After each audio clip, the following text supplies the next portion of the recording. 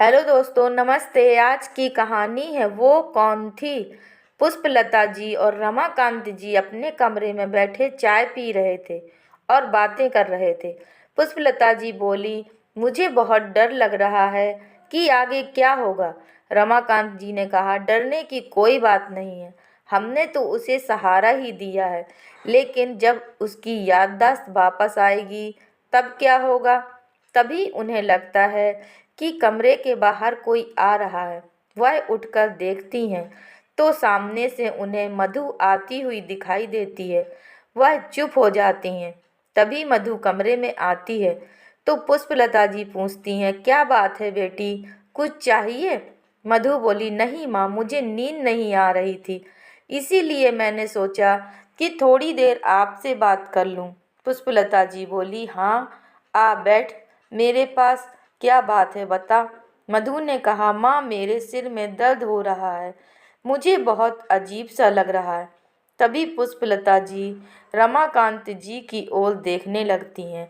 फिर वह बोली, बेटा, तू सारा दिन काम करती रहती है ना, इसीलिए तेरे सिर में दर्द हो रहा होगा। जा तू आराम कर, बच्चों को मैं देख लूँगी। मधु अपने कमरे में चली जाती है। तब पुष्पलता जी रमाकांत जी से बोली, देखिए, मैं कह रही थी ना आपसे कि मुझे बहुत डर लग रहा है। वह बोले, तो क्या हुआ, हमने कौन सा गुनाह किया है, एक बेसहारा को सहारा ही दिया है, और उसे हादसे में हमने अपनी प्यारी बहू को खो दिया था और बेटी समान मधु को पा लिया था। दोनों बातें याद करने लगते हैं। बात लगभग 4 साल पहले की है। पुष्पलता जी और रमाकांत जी एक नदी के किनारे हवन करवाने के लिए गए थे। साथ में उनकी बहू मधु और दोनों बच्चे भी थे। हवन आराम से पूरा हो चुका था। पूजन विधि भी समाप्त हो चुकी थी। आरती वगैरह करके वह लोग एक पेड़ के नीचे आराम से बैठ गए। उस नदी के किनारे ज़्यादा भीड़ नहीं होती थी, इसीलिए वहाँ एक दो लोग ही थे।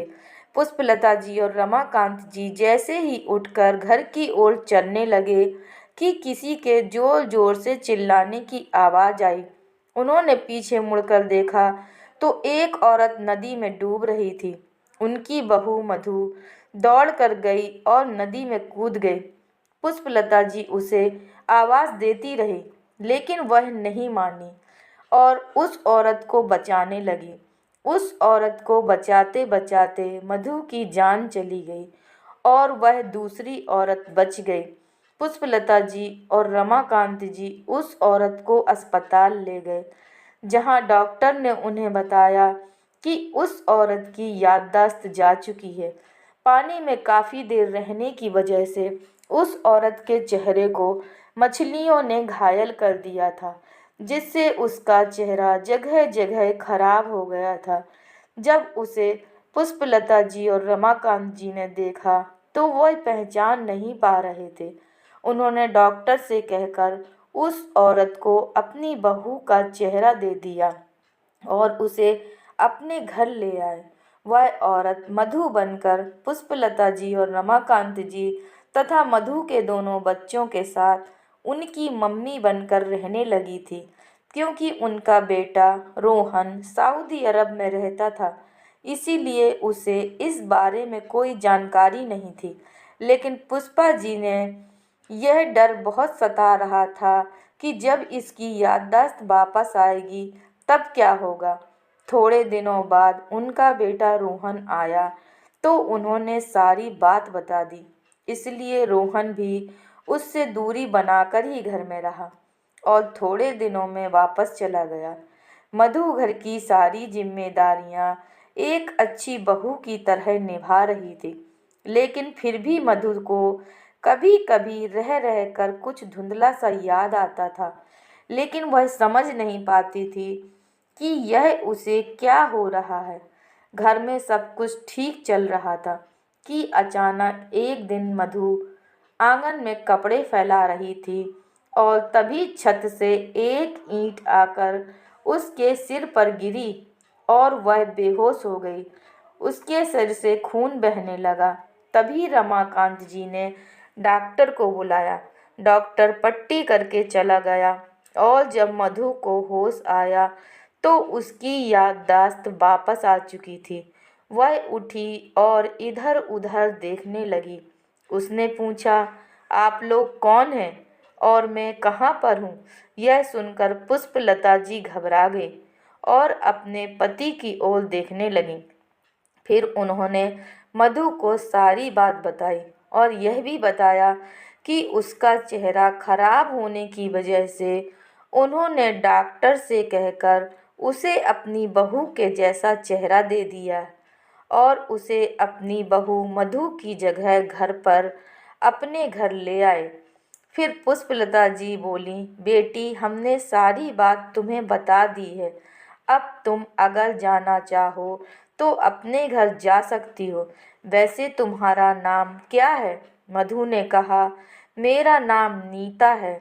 मेरी शादी एक ऐसे घर में हुई जो लोग दहेज के लालची थे और मेरे माता पिता नहीं थे, इसलिए मेरे ताऊ ताई ने मेरी शादी की थी। उन्होंने मेरी शादी करके पलट कर यह भी नहीं देखा कि मैं कैसी हूँ।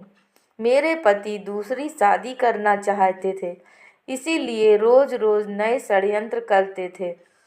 इसीलिए मेरी सास और मेरे पति ने मुझे नदी में फेंक दिया, जिससे किसी को शक न हो और वह कह देंगे कि मैं नहाने गई थी और डूब कर मर गई, क्योंकि मुझे तैरना नहीं आता था। उन लोगों ने मुझे कई बार मारने की कोशिश की, लेकिन मैं हर बार बच गई, क्योंकि मेरी किस्मत में आप जैसे प्यार करने वाले माता पिता थे। तभी दोनों बच्चे आकर नीता से माँ माँ कह कर लिपट गए। दोनों थोड़े दिनों बाद पुष्पलता जी और रमाकांत जी ने अपने बेटे रोहन और नीता की शादी मंदिर में करवा दी और रोहन ने भी नीता को मधु की जगह पर अपनी पत्नी के रूप में स्वीकार कर लिया। अब नीता ने मधु की तरह ही अपने घर गृहस्थी को बहुत अच्छी तरह से संभाल लिया था। अब रोहन भी सऊदी अरब से नौकरी छोड़कर अपने देश में ही नौकरी करने लगा था। बच्चे भी नीता को माँ मानने लगे थे। पुष्पलता जी और रमाकांत जी भी बहुत खुश थे कि उन्होंने अपनी होनहार बहू को खोकर इस नई बहू को पाया है, जो किसी भी तरह से मधु से कम नहीं थी और उनका बहुत ख्याल रखती थी। दोस्तों, अगर यह कहानी आपको पसंद आई है तो कृपया लाइक कीजिए, शेयर कीजिए और चैनल पर नए हैं तो कृपया चैनल को सब्सक्राइब कीजिए। धन्यवाद।